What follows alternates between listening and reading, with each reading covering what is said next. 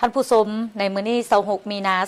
2026คณะโฆษณาอบรมศูนย์กลางภาคจัดพิธีประกาศการโยกย้ายและแต่งตั้งพนักงานการนำขั้นสูงภายใต้การเป็นประธานของสหายคำพันธ์เผยยวงศ์กรรมการกรมการเมืองศูนย์กลางภาคเลขาคณะบริหารงานภาคหัวหน้าคณะโฆษณาอบรมศูนย์กลางภาคประธานสภาทฤษฎีศูนย์กลางภาคในพิธีผู้ต่างหน้าคณะจะตั้งศูนย์กลางภาคได้ผ่านคำสั่งว่าด้วยการยกย้ายพนักงานการนำขั้นสูงไปรับหน้าที่ใหม่เลขที่24/กมสพลงวันที่11มีนา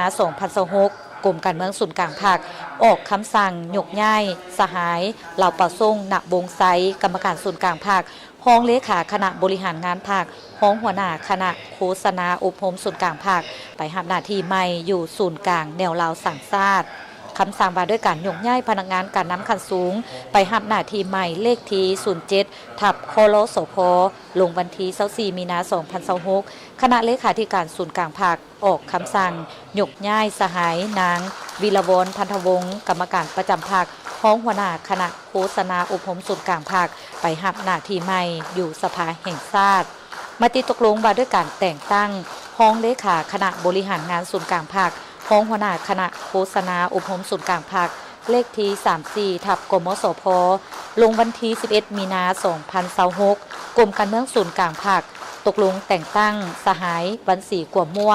กรรมการศูนย์กลางภาคเป็นห้องเลขาคณะบริหารงานภาคห้องหัวหน้าคณะโฆษณาอบรมศูนย์กลางภาคในพิธีที่มีความหมายสำคัญนี้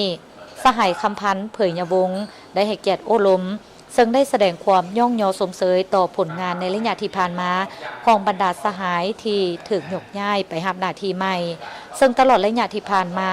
บรรดาสหายได้อุทิศเหือแหงสติปัญญาก่อสร้างบำรุงทันแถวพนักงานในคงเขตความรับผิดชอบของตน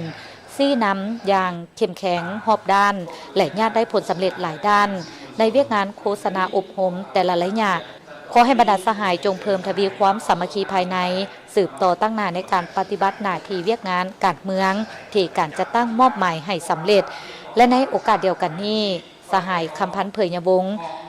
ยังได้กล่าวต่อสหายที่ได้รับการแต่งตั้งมารับหน้าที่อยู่คณะโฆษณาอบรมศูนย์กลางภาคจงสืบต่อเอาใจใส่